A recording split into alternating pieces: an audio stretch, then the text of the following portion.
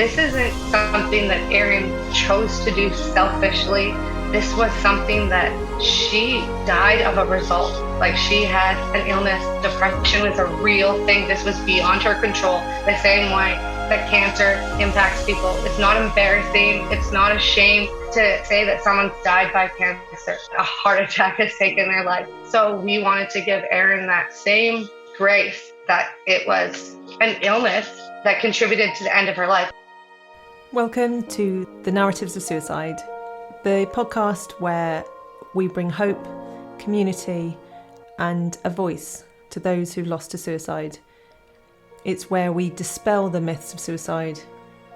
We dispel historical discourses and constructs that have been steeped in history for a very long time, and we're here with hope, love, and support for everyone out there who needs to listen to this podcast.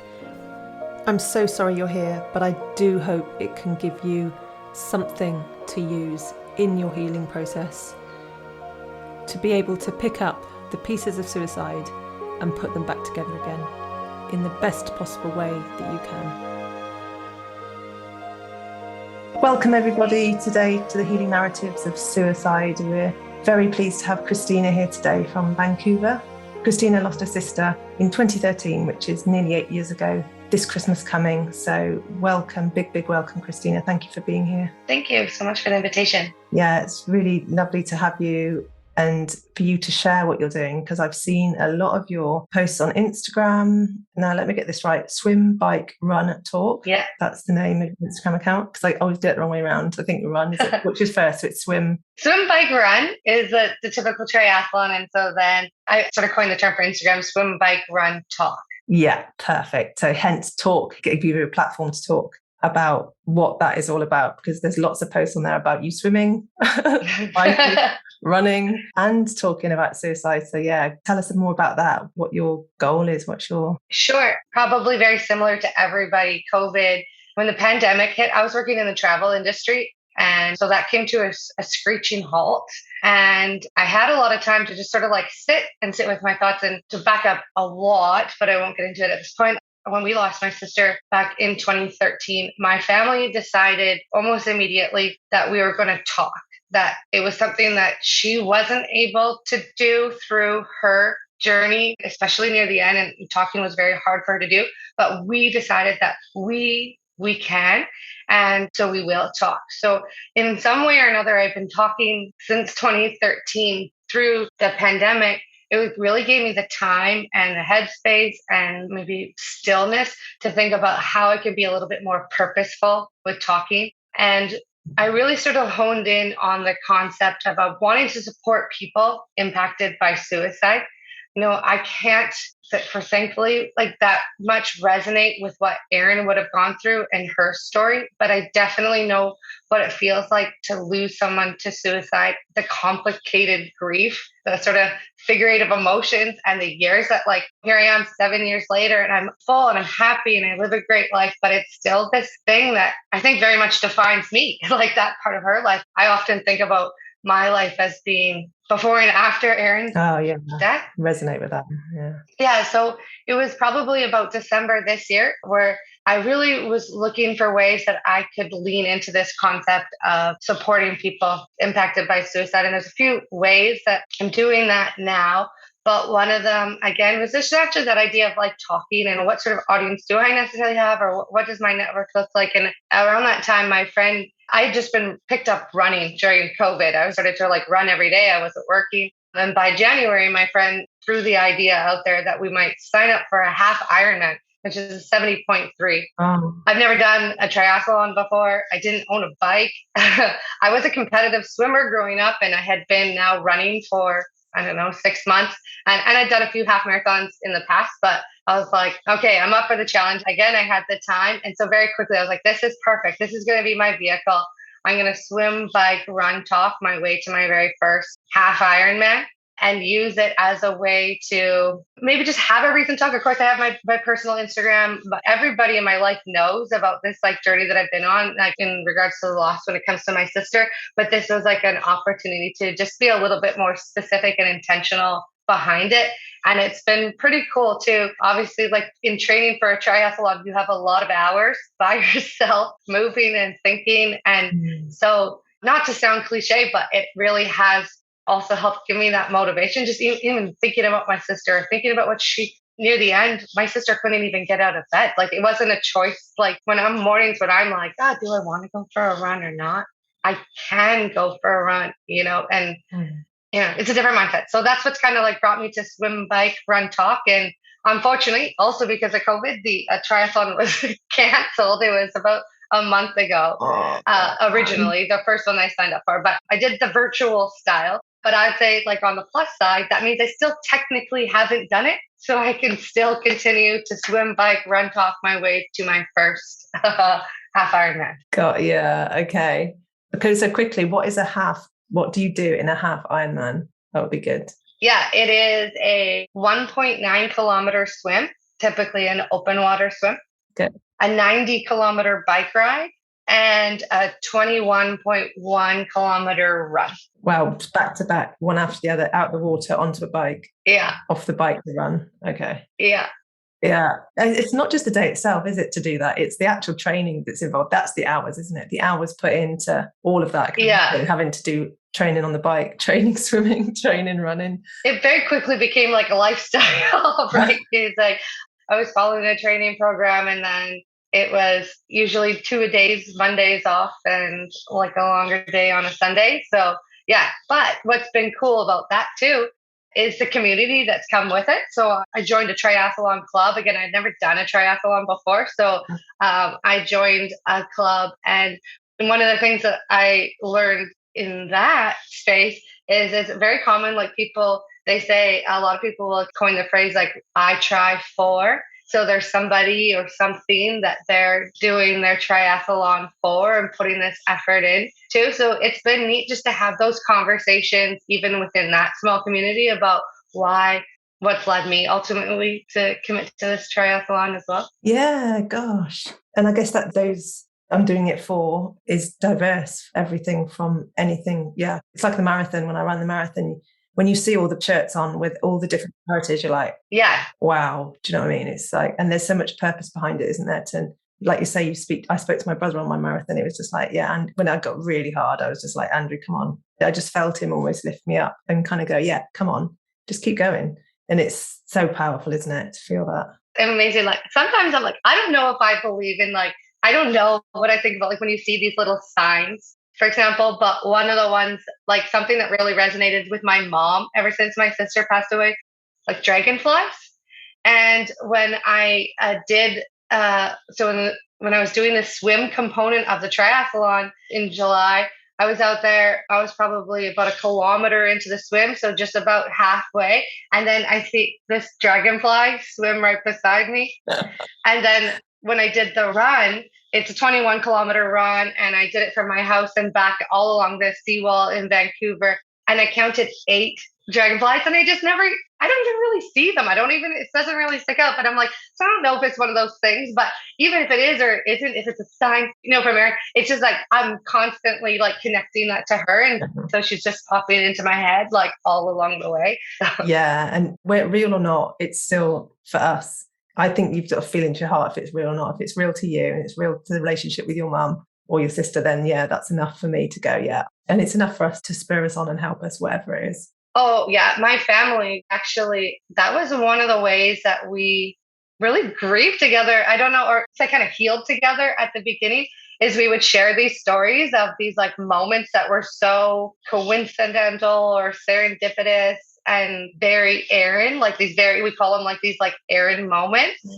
And we would all, have them in different little stories that would pop up that would be like so Erin, or just bring us back to like, is this coincidence or not? So, but, and if they are, great, but I don't care, because they do provide this like little comfort, this little hug, this like little token that you just like hold on to and we can talk about. Yeah. So tell us more about your family dynamics then, because it sounds like where was Erin in amongst all? Because it sounds like you've got quite a big family for some reason.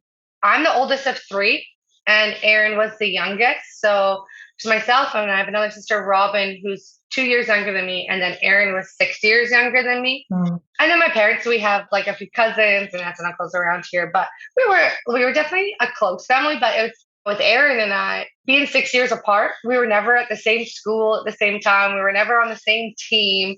We didn't have the same friend circle necessarily, but it really wasn't until she was in college that we were just more like, we started to see more like what we had in common and how similar we were, so we were, I would say, in the later years and actually leading up until her and I became very, very close. Same with our other sister, like Robin is like one of my best friends as well. But there's three girls and then my parents. Gosh, three girls. And we all have lived like quite close together our whole life. Three girls, yeah, I can imagine. Oh, so you're the eldest, yeah.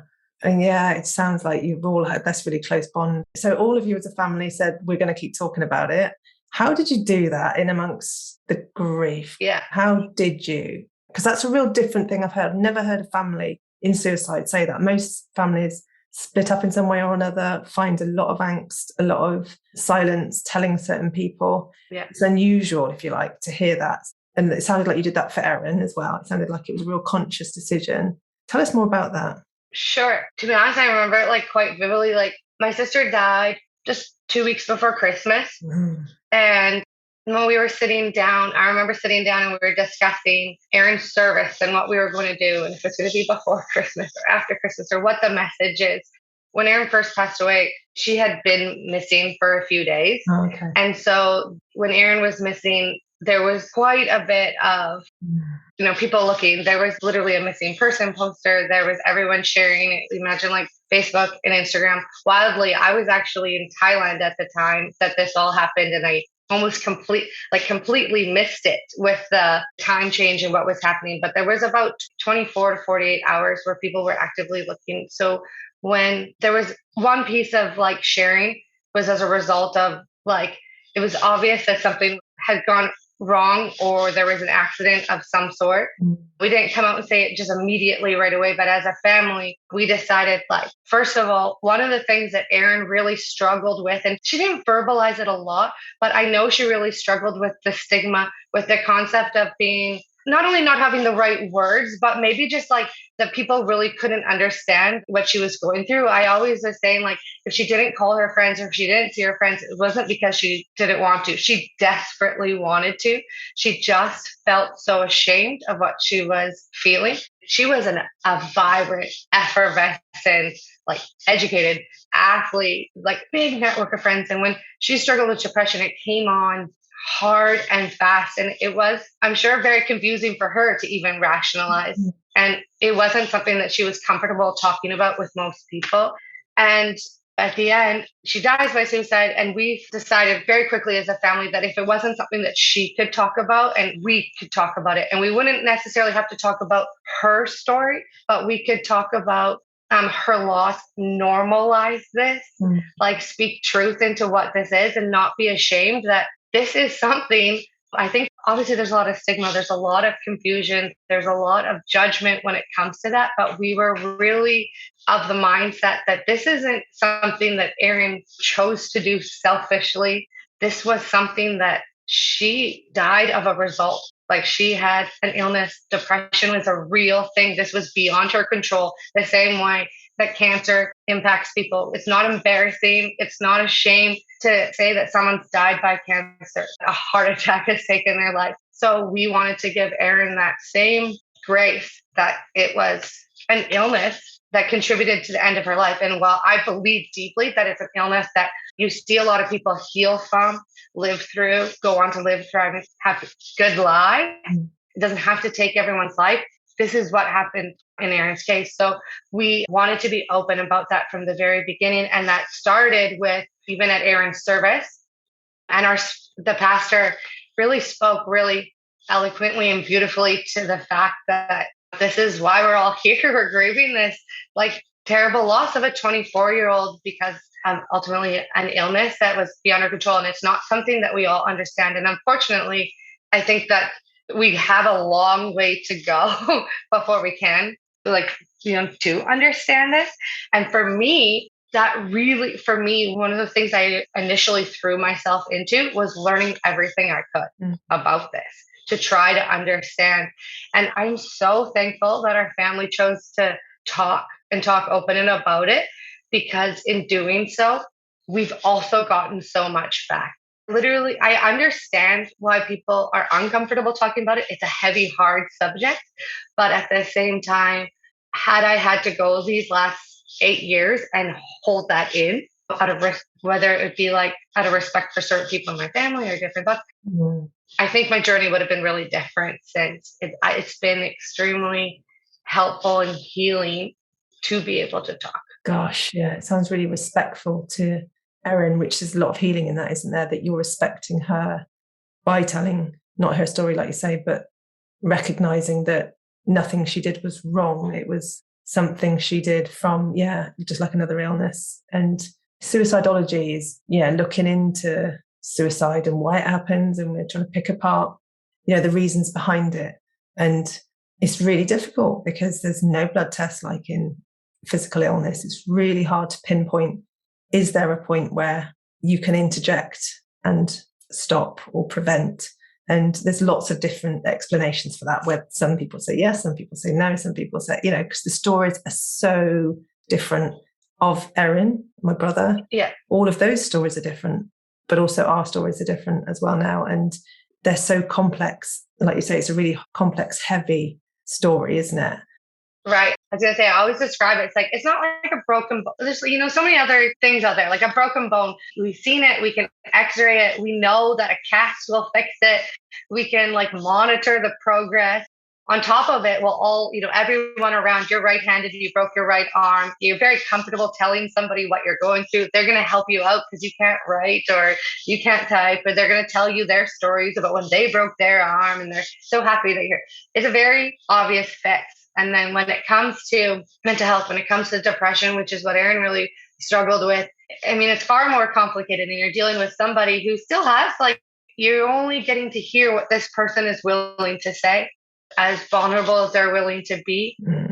And and I heard this one time too, and I think it's an important point, is like, they also know, like, the more they talk, the more they're going to be put in a box, or more they're going to be sheltered, or the more. So it's a complicated thing to how to, best support somebody through, so we can hear their truth, so we can be at a point where we can, find where we can best interject. But again, I think that's where talking is so important.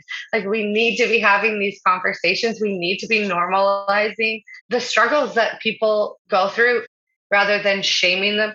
The confusion around, like, when someone, like, literally can't go to work, and it's not that they're lazy. They physically, like, are struggling to take a shower that day. We're dealing with something that people just don't understand, because we're thinking with our minds of, like, my rational choice every day, versus some of our loved ones have, like, really gone through. So I care deeply about just talking truth into what it is that we're dealing with here. Yeah, and you're certainly doing that. Yeah, honesty and openness, and trusting that then we know what will be will be. Truth is needed to be out there, is out there, and that's about mental health and suicide, isn't it? Really, it's about. But they do come together. It's really, you can't have one without the other. Like, you can't have suicide grief that we're going through without suicide as an act. Yeah, it's always all mixed up together in a big soup, and that makes it even more complicated. And we take on that as well, don't we? As I feel like I've taken on a baton for my brother. He's gone and he's given me a baton, and I'm now running with that, with everything I'm trying to do to support people. And it feels like that baton is a lot of responsibility. It's heavy. It can be difficult. We do these talking things, and then it can be tricky. And my research is kind of showing we also need to be looked after while we're doing that, while we're carrying those batons of mental health, suicide prevention, suicide grief, supporting other people, doing triathlons.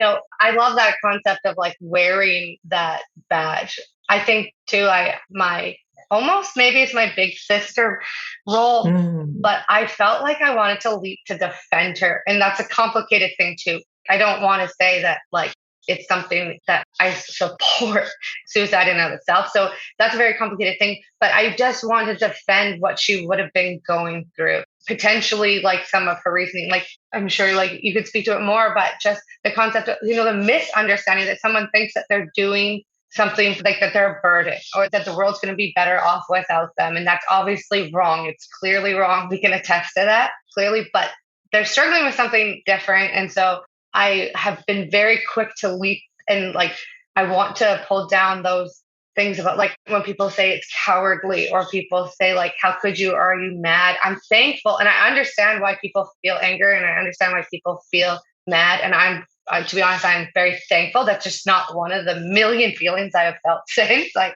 I've really tried to lead into education and research and try to best understand what she might have gone through without really being able to understand it. Yeah. And like sort of being able to give her that grace, but also sort of defend, or I guess for a better word, support people that are impacted.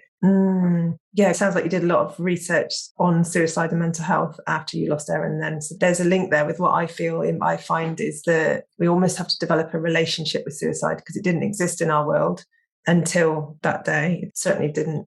Even if we've got families with attempted suicides or we've got the lead up wondering, still that day of finding out is just like so surreal and so bam.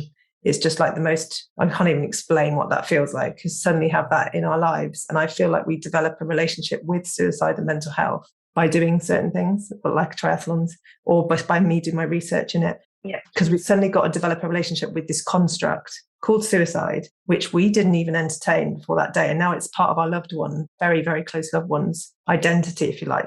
I remember speaking at my sister's service and I spoke to it and spoke to her death by suicide, but I said that doesn't define her. Like she has lived this whole life up to this. And this doesn't define her. It is an important part of her life. And I'm hopeful that by us talking about it and other people talking about it, again, try not to be like cliche, but I really hope it helps clarify the purpose of far too short of a life to be able to talk. But something else you said like really resonated with me too was the importance of taking care of ourselves through this. I mean, this is an amazing sort of gift, for lack of a better word, that came after Erin's death. There was an organization here in Vancouver called Safer. And it is a counseling group that's specifically for people impacted by suicide. So those that are struggling with suicidal thoughts or those who have lost people to suicide. And here in Canada and Vancouver, most of us who are extended health maybe get 2 to 3 appointments a year with a counselor. You get about $500 you could spend on counseling. So that's not going to get you very far. But after Erin died, I was advised that because I had this loss, I was entitled to 52 sessions, like something like 50, like whether it took a year or more than a year, whether it was once a week or wanted to go a few times a week, I would have access to this support. And I chose to act on that right away. I didn't know if I needed it, but all I knew is I don't know what this is going to be like. I too didn't know anybody else that had struggled or lost someone to, or actually there was one person I can tell you about that I had just found out prior to Erin's death. But I didn't know what this journey was going to be like. So I made that initial call. And that is one thing that I will advocate for. One is like care for people, but the importance of finding someone that you can talk to as well. I'm incredibly fortunate to have a really close group of friends, a family that's open and willing to talk about it and have held together through this. That can impact families as well. But on top of it, having that dedicated time for me was, I'm sure, extremely integral to the trajectory of like my grieving and what came next. And through that, I also would participate in, and I know a lot of communities have these like free drop-in support groups or grief groups. The ones I went to were specific to loss by suicide. And I mean, that comes with a heaviness too, because you're hearing and sharing and hearing a lot of different people's or seeing a lot of people's reactions to this grief. But one of the best things that came out of it for me was one, some very actionable tools. They gave us a lot of like just resources or thoughts that have like really stuck with me ever since. One of them being the idea that grief by suicide is really a figure eight of emotions. Like it's not really this straight line of healing, rather more of a kind of up and down and all around journey. And I love that. When I'm feeling the worst of it or when I felt the worst of it, there was a certain piece of like, this will change. And if you're feeling really good, And, sometimes you almost want to feel bad for feeling good, or I'm like, I can't believe I'm laughing or having a good moment. I'm going through this. I'm like, no, I'm going to lean into this as well, because inevitably it's going to loop back down. Yes. So that is one thing that I pulled from that's really stuck. Yes. But another thing that's been also integral is I happened to meet 4 or 5 other women about my age who all lost someone to suicide around the same time. Okay. And prior to Erin's death, I only knew of one other person that had lost someone to suicide. And wildly, they had just told me about it a few weeks before Erin died. It was a friend of mine, a colleague, and we had been really good friends for years. I had known that her father had passed away, but I had never knew anything about it. But she shared with me that it was about 2 weeks before Erin died, and I was telling her that my sister was really struggling. I was opening up about what it was like sort of supporting somebody through that, because that's a whole nother thing. She opened up to me and let me know about her father. So when Erin died, she was one of my first calls. And I couldn't believe that 2 weeks later, here I was telling her that this just happened to my sister. But inevitably, what happened was she had never opened up to anybody. And so we almost kind of got to grieve together. It was years after her father's death. But she said, in me sort of grieving openly with her, it gave her an opportunity to sort of re-reflect on some of her feelings and coping with that. But I also met these girls through Safer, and we get together fairly regularly. And at the beginning, it was all we talked about. And there's just very practical things we were talking about. So things like autopsy reports and services and what are you doing, different arrangements, how your family's coping with it, very real things. So now fast forward 7 years later, we've thrown baby showers for each other. We get together for each other's birthdays. And what's amazing is the conversation is now very much about us, but it still sprinkles in. We still very much acknowledge, and we just have that built in. We also have it as a group text. So on the anniversaries or those special dates that everyone else might kind of gloss over, understandably, it's been years, but we all know it's still very much a present thing in our mind. To have that group of girls this many years later is an incredible gift. And then that all started with that opportunity, showing up to those drop-in courses. Wow. So I advocate strongly for those and the importance of finding a space that you can talk. Oh, awesome. It's so good you've had that without the financial implications, to be able to have weekly therapy without the concern of that, to just get on and do it, whether it's going to help or not. You just got to get on and do it because it's paid for, so you can. But then you've got to give the time to it, and you've got to be open to it, because therapy can be really difficult when you're feeling the enormity of it. You don't want to open up to it. Well, I remember one of the things, there was 2 things kind of about it that I remember at the very beginning. One, the importance of just finding a person that resonates with you, that it's a good fit.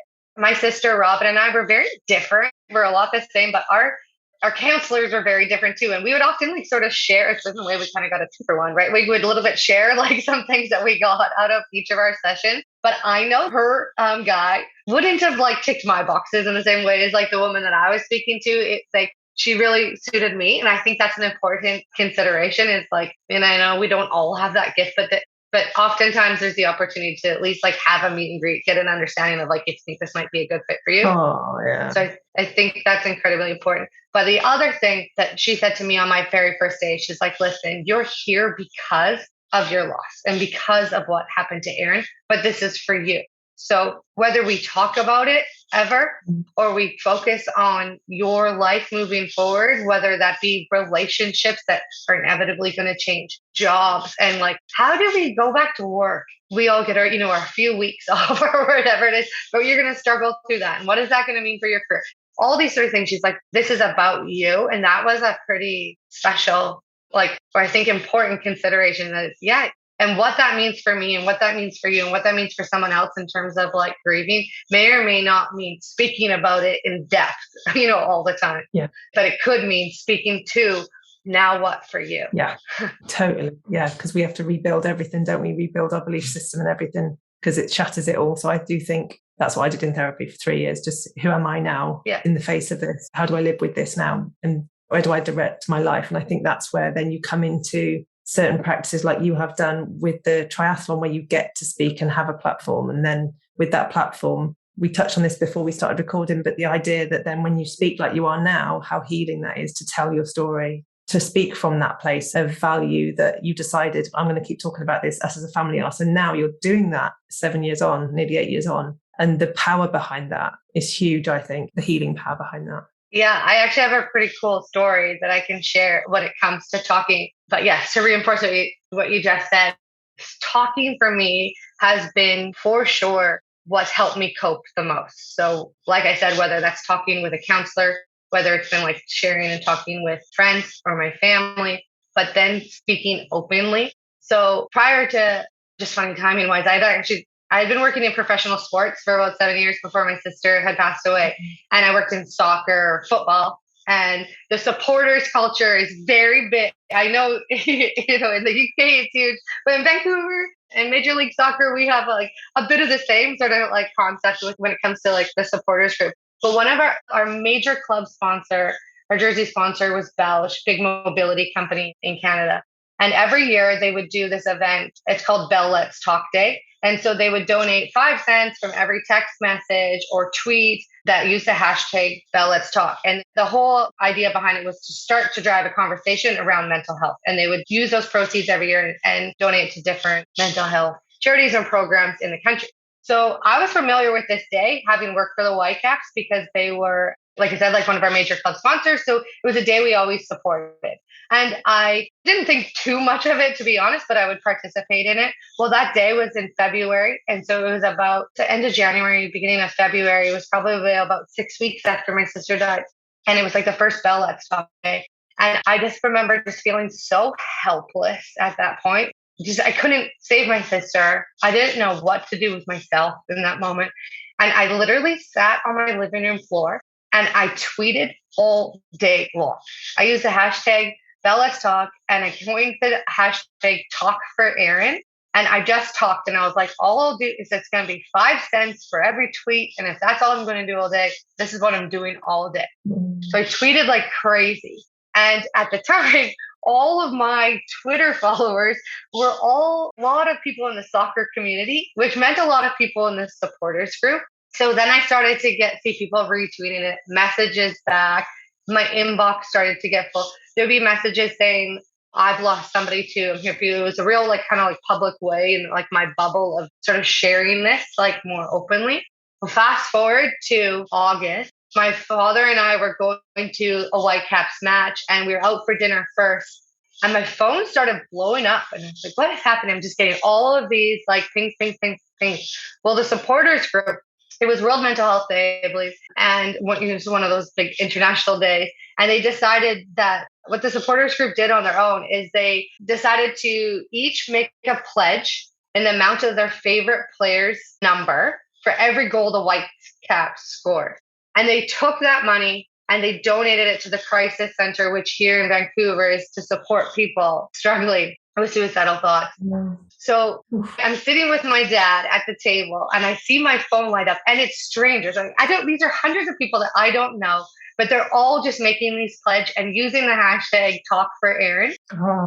And the amount of support, here I am like 8 months later, to feel that like is incredible. And I remember my dad saying, he's like, well, whether the Whitecaps score a goal or not, whether $1 is donated, he's like, look how many people are talking. He's like, we've already won. Like, this is incredible. The Whitecaps did go on to score a few goals. And so following up to the pledges, a whole bunch of donations overnight were made to the crisis center. And a lot of them referenced Talk for Erin. And a lot of them also included their own connection to why this was a meaningful contribution for them to make. Gosh. So then, a few days after that, I get a tweet from the crisis center. And they said they followed the trail back to kind of Talk for Erin. And they reached out to me and they said, can we speak? Like, we just had all of these donations come in overnight. And out of nowhere, we weren't expecting it. It's like a random Tuesday in August. So I ended up connecting with them. And they said, okay, not only was it just funds that are like much needed and will be put to really good use for a very important cause in our city that frankly needs more support. But on top of it, when you think about the supporters culture, like, what are you thinking of? It's mostly like males, like 18 to 40-year-olds. He's like, that demographic is our hardest demographic to speak to. We don't hear or speak with them often. But all of a sudden, all of these donations were coming in. It was like, there was a lot of women as well, but it was primarily like man after man after man making this donation. and giving their own story. And then, of course, they shared that as well on social media. So this Talk for Erin thing a little bit took off that summer. Make a quick fast forward to the next Bell Let's Talk Day. They actually, again, on their own, they made a website where people could anonymously write in what their connection to suicide or mental health or depression was. And all day long, they tweeted these stories so that everyone else in their community could see how unalone they were, what other people in their community were going through. And they tied that to Talk for Erin. They first shared Erin's story and our story in like the lead up to this campaign and requesting people to then share their stories that went out on Bell Let's Talk Day, raising a little bit more money. And like the money is great, but the talking is huge. And for me, like, I know it wasn't about me, but I can tell you, you feel that support, right? And that now we're talking a year and a bit later and it still pops up. And that all started from literally starting to talk for Erin on this day. So yeah, from that day when you felt so bad, it drove you to sit there, and tweet, and talk to the point where making a difference to people's lives. And it just talks to how many people are affected by mental health as well, isn't it? We've all got mental health, we've all got brains, and we have to look after that. And it just shows how many people are affected by that at some point in their lifetime significantly. Which I think is like a huge thing to point out. Like I said, like prior to, I knew of one person and I just found out, and it happened years. I didn't know anybody that was going through this type of loss. And then very quickly, of course, my sister died, and you see the amount of people that impacts. And they say like there was over 300 people that came to her service. And I know there's various degrees of how much that's like impacting people's lives, but she had a very close-knit group of friends. Our family obviously was highly impacted by it. But what happened in talking was also over the next like number of years, I've now learned of so many more people that I have known prior to Erin dying, had lost people prior to Erin dying as well. But they just didn't feel comfortable talking about it. They didn't know somebody else that was going through it. So the healing that can come from just talking with someone else who has a similar story to you is incredible. So I've had these like just amazing conversations that hopefully have been helpful both ways. But their willingness to talk came from knowing somebody else had this loss. So had I not talked about it, they would have probably never shared that with me. But now we both get to like have that opportunity to talk. And so I recognize it's a heavy topic. It's not the best first day topic sometimes, but inevitably it also comes up. And I feel like I've never regretted talking. It really has just opened up opportunities to get to know other people, to validate the feelings that you're going through, the story that you've had. And also, to be honest, like if it comes to like somebody new that I've met in my life, it also is going to shine light into who I am. Like I think, like you said, like we change. I feel very much me, but I also feel like I'm a very different me. And nothing in my life has impacted me like this loss. And I don't mean to like make that exaggerate that fact, but it's just true. Like I said to you, there's really like kind of like Kristina on before and after. Absolutely. Yeah. I believe in that totally. Just from my experience and the amount of people I've spoken to who it's like a sliding door that goes over that day that just, it makes you, or just, and that's the piecing back together we've got to do. But it's possible listening to your story. It's possible for you talking, and other people might resonate with that. I'm wondering how days when you really just don't want to talk, but you know you need to, how can people, if they're in that place thinking, I really want to talk, but how do I do that? What would you advise, especially when they're feeling low?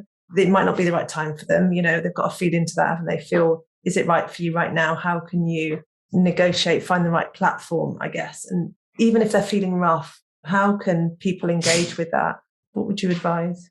Well, first of all, I would just say it's important to just feel where you're at and be okay with where you're at. This is it is a journey, and it's going to inevitably, sometimes it changes in a matter of an hour and sometimes it's a few days. So I would say just as much as you can, lean into what you need in that moment. And sometimes that's, for me, is silence as well. Sometimes there are anonymous ways you can talk. There are definitely helplines and could be helpful for people. I think sometimes you don't even need to share your whole story, and you should only share what you feel comfortable with. But sometimes it's just a matter of just telling somebody what it is that you're going through. So if you can even just articulate, maybe it's just, I've lost somebody and I'm feeling that. Maybe you have the courage to say, I've recently lost someone to suicide. and this is what I'm going through. And you don't even have to go beyond that, but letting somebody know where you're at opens the opportunity for somebody to come back and like provide you a little bit of support or a little bit of grace or a little bit of comfort. Mm-hmm. And then ideally, I do think that there's real value in talking more. But again, I think one of the things you even said to me at the very beginning is it's really important that you protect yourself. I often think it's like that whole concept, like, oh, what would if Erin wanted? It doesn't matter. Another friend of mine who we actually met through loss as well, she said this like one amazing thing. She's like, I realized the best way I could support my family through this loss was to take care of myself. It's very hard to take care of other people. It's enough.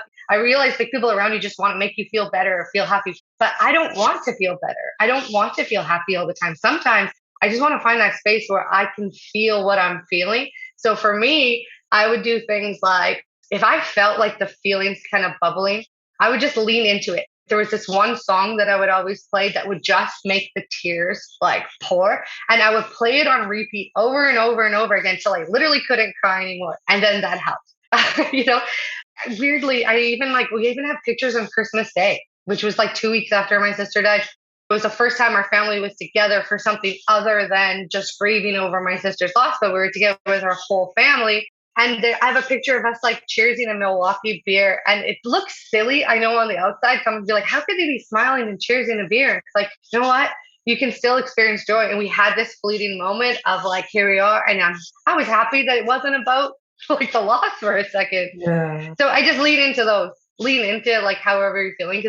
And you always hear the saying, it's okay to not be okay. I also like think it's important to know it's okay to be okay. Yeah. It's to be okay, 100%. Yeah. Yeah. So I'm not sure if I really answered that, but I think it's finding whatever degree you're comfortable and putting it out there, whether it's like one person. For me, I'm comfortable talking to a group or a room, and that works for me, but that wouldn't work for, my mom, for example. My dad, I remember for him, he went into kind of laugh these stories, but he was going to buy a tie for my sister's service. And he walked in, it's Christmas time. And the woman at the store said, oh, what are you shopping for? Like, what are you getting this tie for? Is it for a Christmas party? And my dad said, no, it's my sister's funeral. And she died by suicide. And he just cried in the middle of the store. Wow. That poor woman. But at the same time, my dad was like, you know what? I felt a lot better after that. That was the truth. Like, that's really what happened. He's like, I feel bad for her, but like no one's expecting that. Oh gosh. Wow. So it's really leaning into that 8. Yeah. Like you're talking about that figure of 8. That figure 8. Whatever point you're at, leaning into it and maybe being aware of that before you reach out for support if you want to talk, and find your place to do that depending on how you are. Whether it's somebody in the grocery store or somebody, like a therapist or on a podcast, you find wherever you are on that figure of 8 in that moment, find somebody if you want to, if you feel that you need to. And there's more and more now. Like 7 years ago, there wasn't as many Facebook groups, Instagram groups. There is now, to find them, get in touch with me, get in touch with you via your Instagram account. Yeah. Find the people because they are there. And I think that's how we have moved in that amount of time. And 6 years ago with my brother, there was not. Oh, no. No, it's nothing around, no. Yeah, now it's just like an easy look on Instagram to find all different people that are talking. And I think maybe on the other side of talking is listening. And maybe it's just putting yourself in an environment where you can listen, and when you feel comfortable, talk. And talking might just come from nodding their head in agreement. Like I remember this woman talking about, she's like, has anyone else like lost their memory? She's like, I literally just like can't keep myself together. I was searching my house up and down to find my car keys, and I found them in the freezer. I was like, oh yeah, we've been there. Like I always say, like my nickname's Dory now. Like sometimes my short-term memory is just impacted, but talking, or if you just think about more broadly, conversation involves listening too. So sometimes it can just be as a matter of like putting yourself in an environment where you can listen, where other people can share. When I was in these support groups, some people were more comfortable talking than others. Some people, it was a lot just to say their loved one's name. Yeah. Yeah. And that's okay. But being in that place where you can hear other people talking, and then perhaps there becomes then a window where you feel more comfortable. And sometimes it is just finding that place so that when you are ready to take the next step, you're there. Like for me, it was signing up for counseling when I didn't know if I needed it. Because if you wait till when you're like, oh my gosh, now I need it, it's a little bit harder. It can be a little bit harder. So anything you can kind of do, but also again, in that idea of protecting yourself, like sometimes that also means, there's been Bell Let's Talk days where I'm like, I actually can't look at this. So I turn off my phone. Like it's just too much. And it changes. Like we're human and we're complex, and grief changes and it grows. And so leaning into that and like kind of feeling out where you're at. And if it's nothing, and if it's a little bit, or if it's a lot, if it's writing, I used to have my sister actually, she really found it helpful to journal. So she was talking to herself in a way. Yeah, a lot of people you hear that. Yeah. Yeah. What I did is I wasn't a big journaler, but I was willing to try all the concepts. So I ended up getting a book, like a notebook, said gratitude on the front. And what I did is every day or every couple of days, I would write things that I was thankful for in that first year, because I wanted to be able to look back at that year and know that like the worst thing that ever happened to me, there was still a book full of things that I was thankful for. And so inevitably that was a lot of people, but we all might write people a thank you card or a thank you note, and you send it to them and they'll forget about that years later. So I just made note of all those thank you cards in that book. So I have that keepsake of these people and those moments, and it's little tiny things. If you give people the opportunity to care for you, it's incredible the ways that it comes back. I just have so many stories of just like complete strangers just doing things for you. But unfortunately, if you don't talk, if you don't put it out there, nobody knows how they can help you. Or that's the trouble, isn't it? We're silenced, and then we don't ask for the help, or we don't even just put up the Twitters. But I think it's important to notice as well that you found it in your community, the soccer community for you. And other people's communities will be different. It could be the church, could be anything, it could be anything. Exactly. Whatever your community is, you'll find people in there. And it's just speaking to those, isn't it? Speaking to those people that you're already connected with somehow. But yeah, it's easy to say that, isn't it? But when you're in that depth of the grief, it's really difficult sometimes to do that. I appreciate that. And to be honest, the other thing that we need to be like prepared for, or maybe I wasn't even aware that I need to be prepared for, but that circle changes because they're humans too, right? So what other people are willing to hear, what they're comfortable with, might mean that they push away from you too a little bit.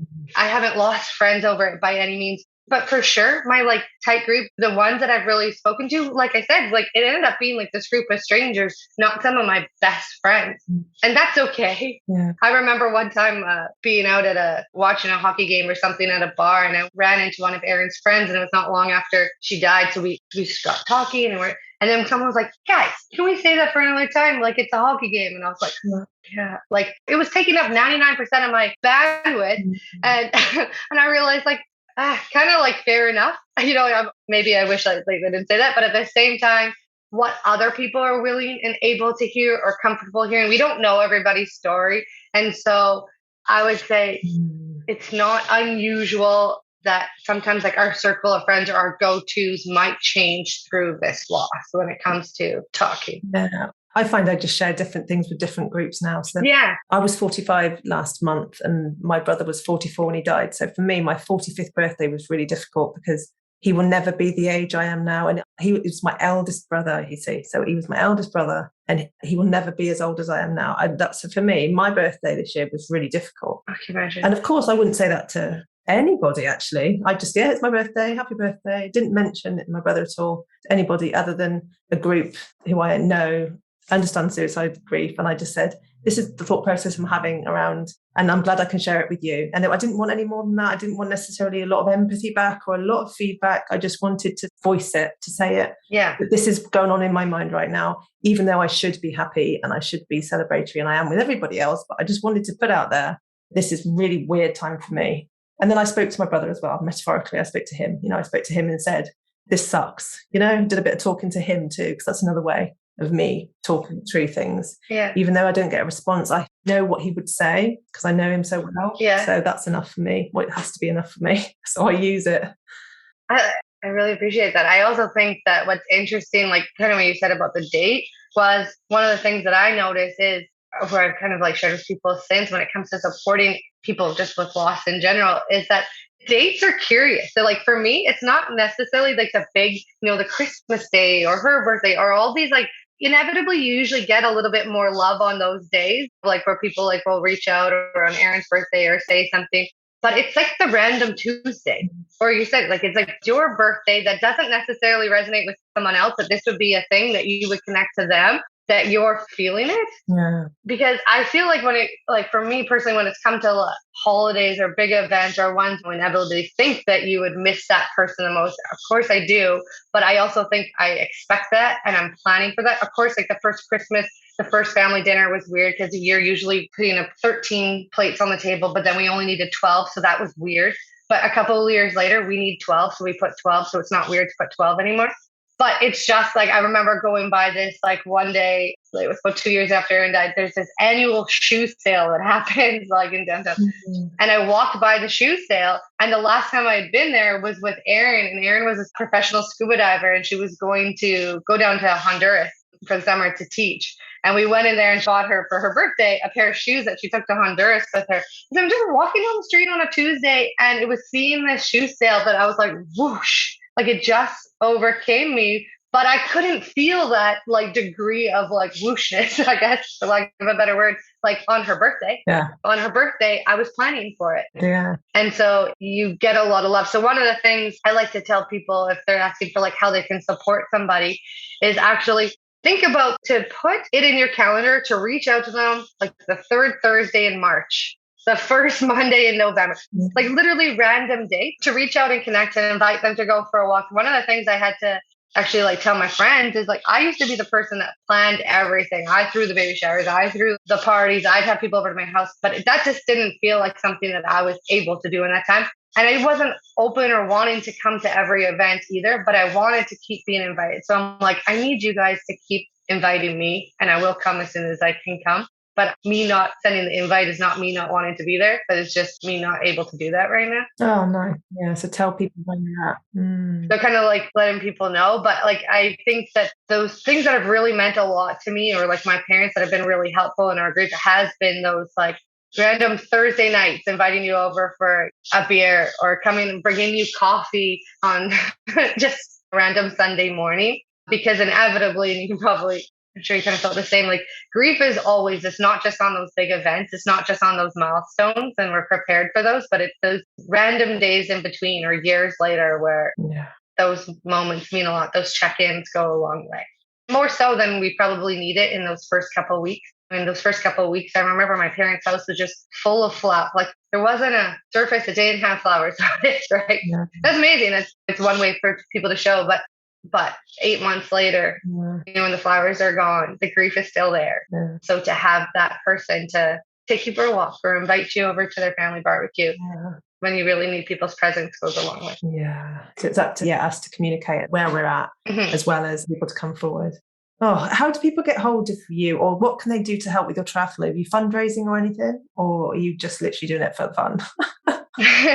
Yeah, I actually like grappled with the idea of putting a fundraising component into it, but I haven't at this point. I guess like one, they can find me on Instagram at Swim Bike Run Talk, and I would just encourage people to join the conversation in a way that resonates or feels comfortable with them. Like I said, I'm new to the triathlon world as well. So I have massively appreciated also like tips and kudos and support along the way, because that's been a journey in and of itself.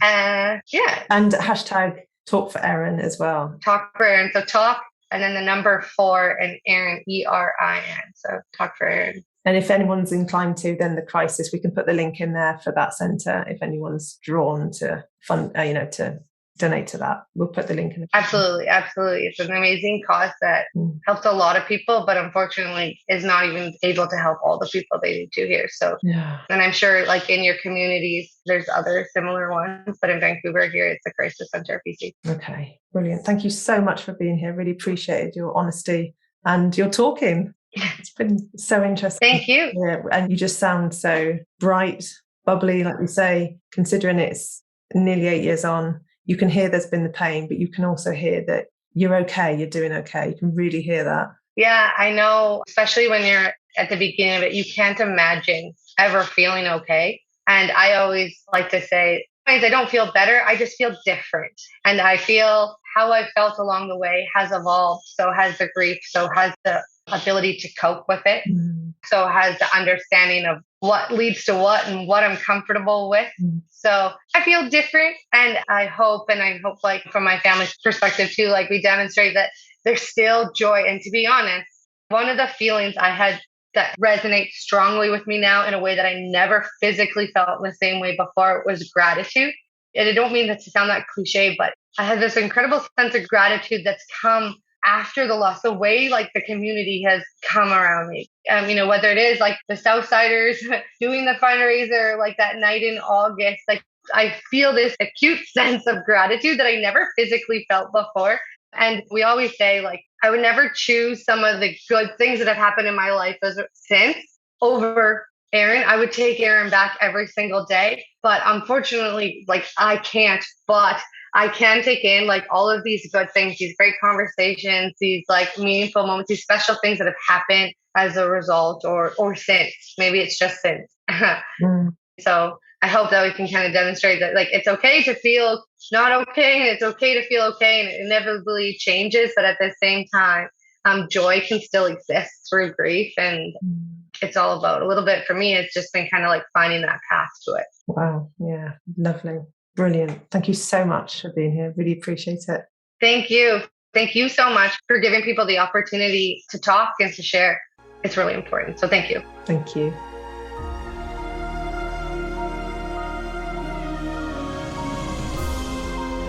Thanks so much for joining us here today.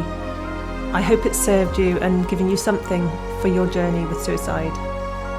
Come back and subscribe, like, do whatever you need to do on your platform to help us to raise awareness of suicide, because the more we keep saying the word, the more we can gain support for us left behind, and the more we can raise awareness of the word and how society sees it and reduce this stigma that's so attached to it.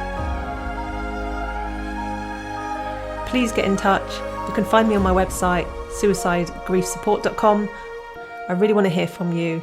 But for now, please take care of yourselves and take care of each other. And remember, we are stronger together.